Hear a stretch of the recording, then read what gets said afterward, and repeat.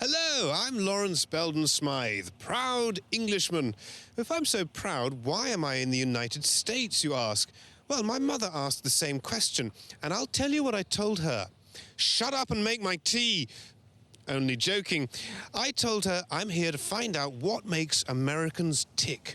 Americans are very fond of strange sporting events. For example, one form of motor racing called NASCAR is very popular and involves no right-hand turns.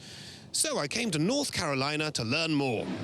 My search for the truth took me to something called a pit stop. Doesn't look that hard. It took me into the beating heart of a large collection of people known as the NASCAR Nation. And it took me into a racing car and onto a track so I could learn more and try not to die. So start your engines, gentlemen and ladies, because my name is Lawrence, and this is America. I'll pack my favorite trousers, my toothbrush and my comb, 'cause America is calling me.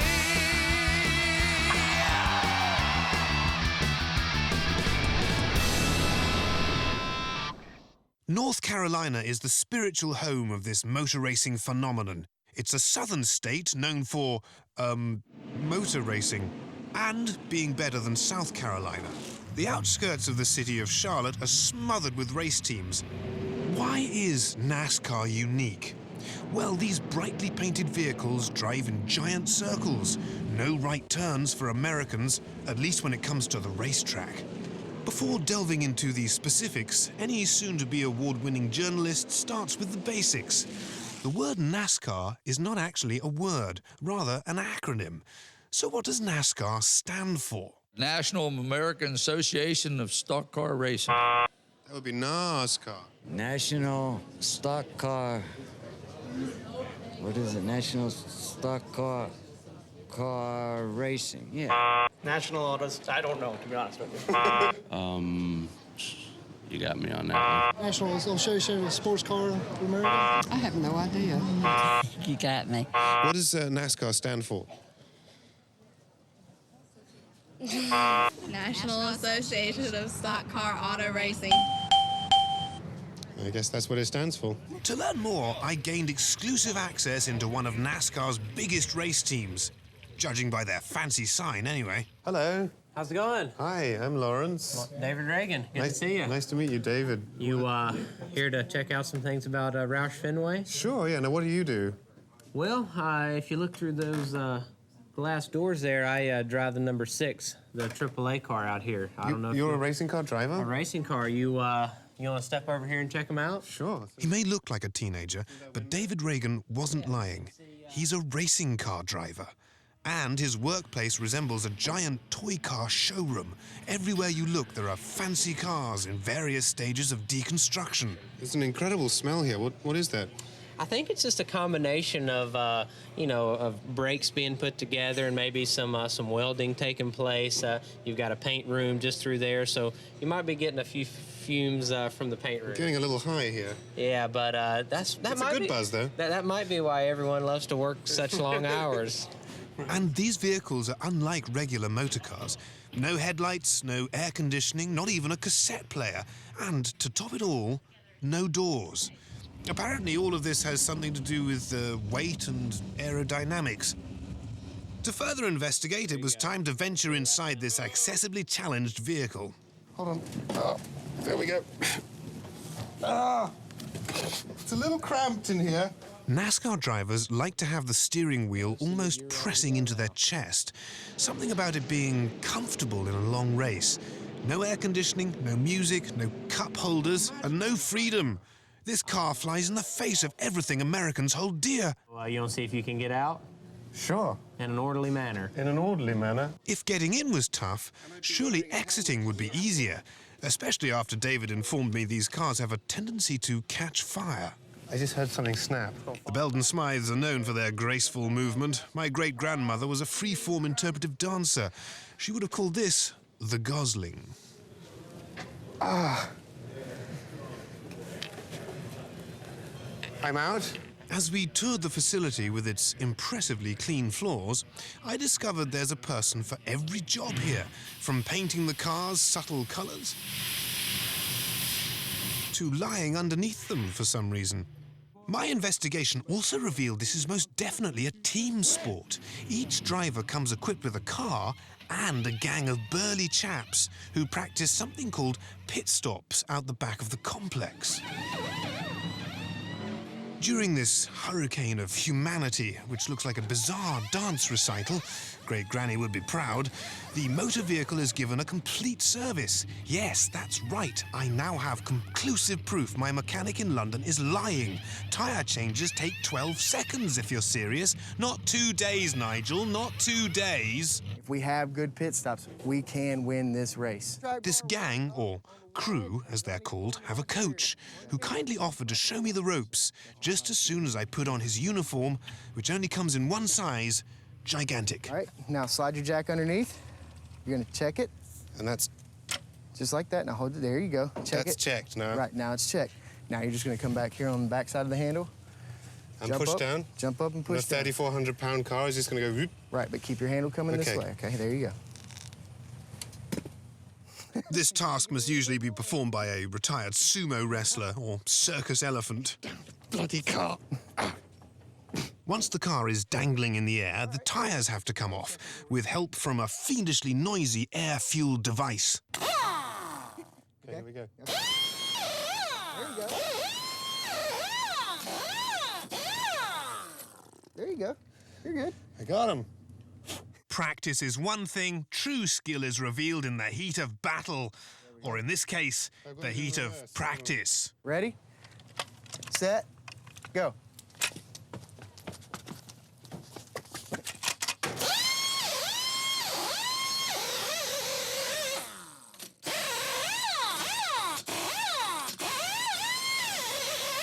All right, put your gun down, put your gun down.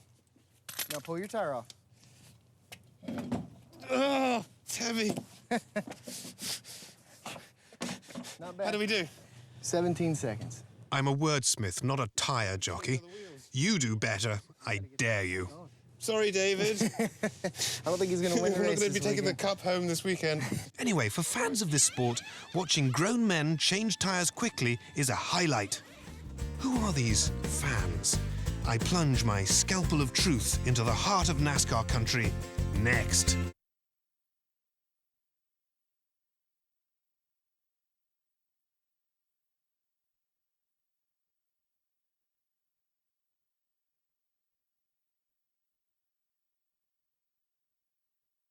I'm on the outskirts of Charlotte, North Carolina, looking at the uniquely American culture that surrounds a motor racing series called NASCAR. I came to Charlotte the week of a big race at the local speedway. When approaching the motor stadium, one must pass a seemingly endless sea of large, mobile hotel rooms. It resembles a refugee camp for the wealthy, minus the starvation and flies. Americans call these vehicles RVs, which in this place obviously stands for required vehicle. There's an RV for every economic class, as it appears, and within every one lies the objective of this safari, the NASCAR fan. Now, what kind of stuff do you need for a trip like this? Food, place to sleep, and beer. It should be noted, fans of this sport are very welcoming, at least to curious Englishmen. Once trust is established, they expose their underbellies like the neighborhood moggy. Oh my goodness, this is enormous. What are we having for dinner tonight? Tonight we're having barbecued pork chops. It should be noted, people drive these mighty beasts hundreds of miles so they can watch other people drive hundreds of miles. But not everyone opts for a life of luxury. My investigation revealed these gentlemen who prefer a simpler life. Like 4 or 5 days of relaxation. Have you ever had that? 4 or 5 days of relaxation. Relaxation. Yeah, man. Yeah. You know, you just get away from work, call it a day. See? Ever heard that? Not quite the way you describe it, no. Well, then you ought to. So what are we making for lunch today? Barbecued chicken and baked beans. Wow, and this is quite ingenious. You just put the tin of beans on the grill and you're just cooking it like that. Yeah, it keeps you from getting the pot out. Resisting offers to drink until I fell down, I moved on to another aspect of this NASCAR culture, driver autographs. This crowd is gathered at Roush Fenway Racing to obtain the signature of a driver known in the sport as Carl Edwards. Drivers in this game attract a degree of fan fanaticism that can be simply described as fantastic. And how long have you been here? Since 11 o'clock last night. I got here at 3:30 this morning.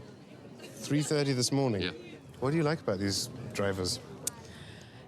They drive really fast and they're really cute. You love Carl Edwards? Yes. You a big NASCAR fan? He's my favorite driver. Really? Why is that? Because he's the best. He's the nicest. Right, Kim? Kim? He is Kim? nice. He is the nicest. He's the nicest. He's the nicest. Yes. How was it in the... Oh, terrific. He remembered me, of course, because I write to him every week. It appears obtaining the signature is only one piece of the fan puzzle. Getting that signature on different objects presents the real challenge. So what have you brought to get autographed today? A right front wheel tire. Do you know where this tire came from? It came from Carl Edwards. How did you get hold of it? My dad knows some people. So what did you have signed, sir? I had the rear clip of Carl Edwards' car, the Office Depot car. Didn't he recognize this was from his car? Yes, he did. Saying, what the hell are you doing with that? Yes, he would It's like from it my back. car? Yes. If someone had appeared with a piece of your car and said, would you mind signing this for me, what would you think?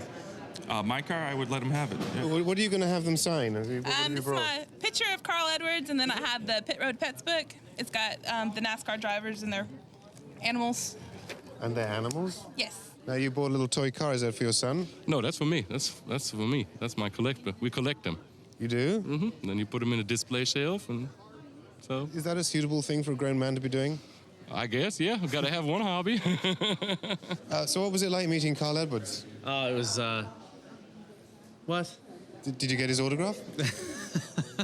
Are you here for an autograph? Is that what you want? This gentleman was confused because, as it happens, he is the driver, Carl Edwards, the fans came to see. He looked shorter on the internet. What's the weirdest thing you've ever had to sign? Oh man. Okay, the weirdest thing really is I was up at a table and this guy throws his leg up on the table.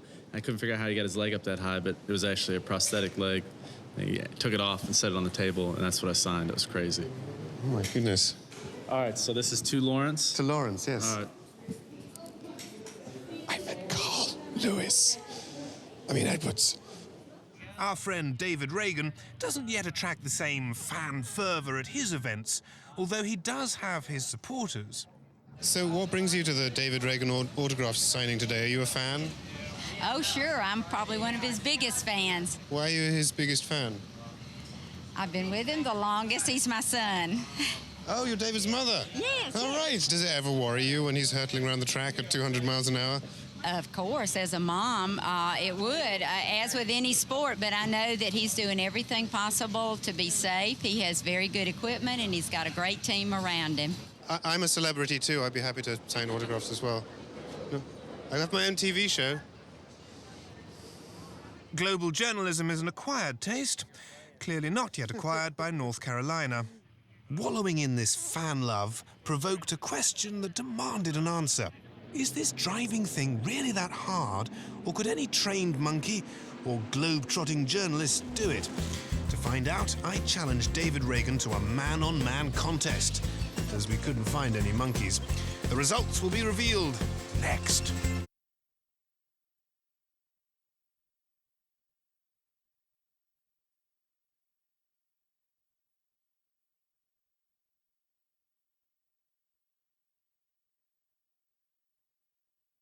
So far in my foray into the centre of what's called NASCAR country, I've seen some brightly coloured cars on an oval track, explored the impossibly clean workshop of a major race team, and tried very hard to figure out why fans are so remarkably passionate about this sport. I haven't yet reached a conclusion on that one. But what I haven't done is slip behind the wheel to discover what motor racing feels like from the inside. After attending a David Reagan autograph signing, he's the man-child behind the table, I issued a challenge to see if being a driver meant more than looking good in a sponsor's shirt.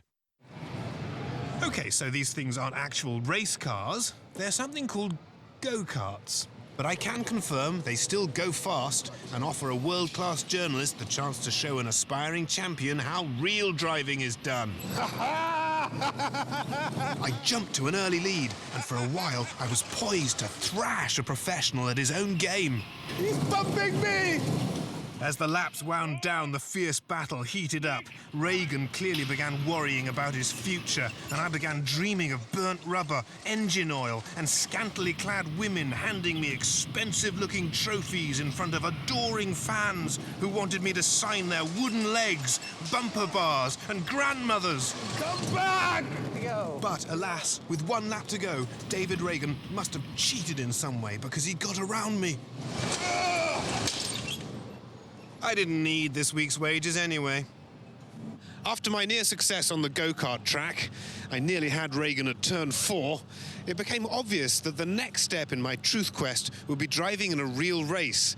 Unfortunately, nobody seems willing to let me drive in one of the events this weekend. Something to do with training, experience, and lack of talent. In fact, my repeated requests have resulted only in this piece of paper, which Americans refer to as a restraining order. But never fear, I found a race that will let me enter in Wichita, Kansas, and I'm told that that track leaves this place in the dirt. So, let's go racing! The 81 Speedway in Wichita, Kansas turned out to be a little, well, smaller than the Charlotte Stadium, and the only thing it leaves in the dirt is the track, which actually is dirt.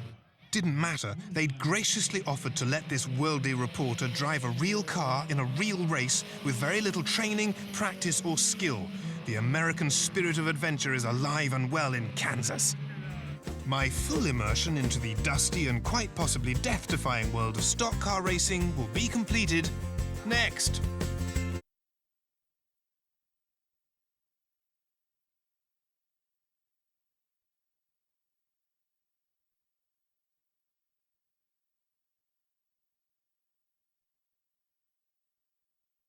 When travelling the world uncovering truths, it's important to get one's hands dirty as often as possible, which is why I'm in Wichita, Kansas, dressed in a snazzy outfit known as a fire suit, preparing to risk death and my career driving in a dirt track car race. I'm trying to fully understand the appeal of an American institution known as NASCAR. Technically, the cars racing in Kansas are not NASCAR cars, but they have 4 wheels, engines, drivers, passionate fans, and a very good chance of killing this reporter. So, who cares about the details? A brave local teenager named Dan Powers graciously volunteered to loan me his car for my first foray into driving. It's called a Mustang, I believe, and it had been stripped of anything resembling comfortable accessories. Tighten these first. Pull them down. The tighter it is, the more Mummy loves you. I was encouraged to drive some practice laps before my big event to get a feel for the car and track and reassure race organisers I wouldn't pose a threat to the other competitors.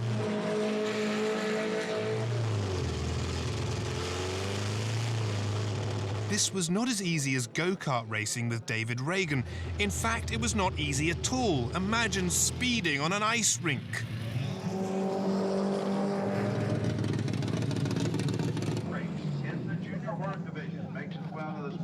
I had a little time between practice and potential racing tragedy, which allowed me to collect myself, write a will, and mingle with the locals who spend their nights and weekends building and racing these vehicles of terror. Did you see me racing? Yeah, I seen it. How did I do? You did all right. You get on the gas a little more and you'll be all right. How was your first time? Scary. Yeah? Yeah, It is scary. It's not just me. It is scary. Was you scared? I was petrified. I bet you was. It's one of the scariest things I've ever done. First time out there, huh? Yeah. Yeah. That's good. You look pretty good in it. But you're awful slow, though. But before you could say life insurance policy, it was time for the big race. I started cautiously, lurking at the back of the field to size up my competition. After a few laps of not dying, it was time to make my move.